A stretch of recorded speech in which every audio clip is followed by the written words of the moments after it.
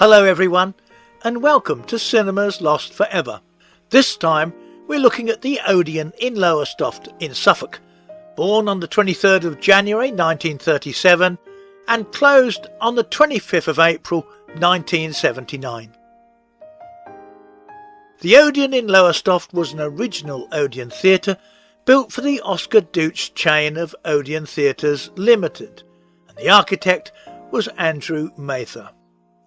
The Odeon Lowestoft opened on the 23rd of January 1937 with Roland Young in The Man Who Could Work Miracles. The resident manager was Mr. F. E. Barton. Some years previously he was a successful variety artist, part of a troupe that also boasted Stan Laurel and Charlie Chaplin before they moved on to the USA and Hollywood. Although the actual footprint of the Odeon was quite large, the frontage gave nothing away, itself being quite narrow. The facade had a box-like shape with a fin tower on its left side, and it was covered in vitrolite panels.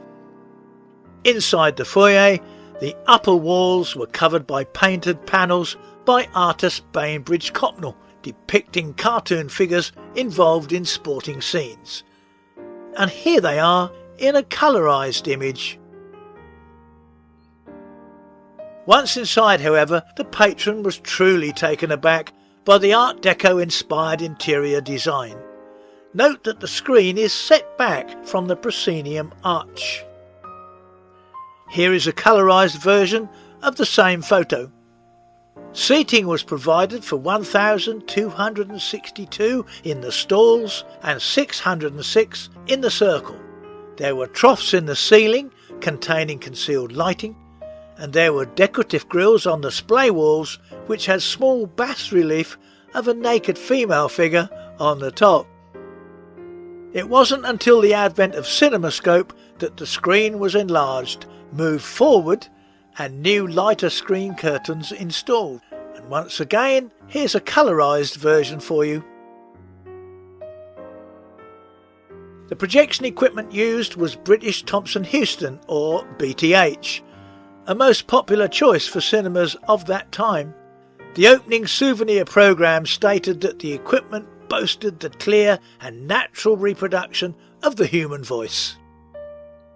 Moving forward, and in January 1942, the Odeon was blasted and peppered and its facade badly damaged by a hail of shrapnel from bombs that fell on premises on the other side of the street during the infamous Waller's Raid. The buildings opposite the Odeon were completely destroyed. The Odeon foyer was used as a casualty centre on that fateful day, and the grim story about a body being found on the Odeon roof has been told so many times that it really must be true, and bodies were still being identified 2 weeks after the raid. Moving forward again, we have 2 staff pictures from around 1962, the manager Mr. Graves and projectionist Tom Bowditch. Check out the poster for the Magnificent Seven on the wall behind Mr. Graves. Moving forward again to that fateful day, the Odeon was closed on the 25th of April 1979 with Roger Moore in Live and Let Die. The final night is recorded in pictures. Even the projectionist lacing up the final reel ever for that Odeon. It was tragically and short-sightedly demolished in May 1979 to make way for a glass and brick shopping precinct. That new precinct is considered by so many people to be an insult to the building that preceded it. A branch of W.H. Smith now stands on the old Odeon site, and it makes you wonder why it was ever allowed to happen. The Odeon in Lowestoft was, at the time of its destruction, a largely unaltered gem from 1937, the only alterations being the installation of CinemaScope, which I've already covered, and the removal of some seats later on to increase legroom. Well, that's it for this one. Thanks for watching, and like and subscribe because that helps a lot. Until next time, be good to each other, and I'll see you soon. Ta-da.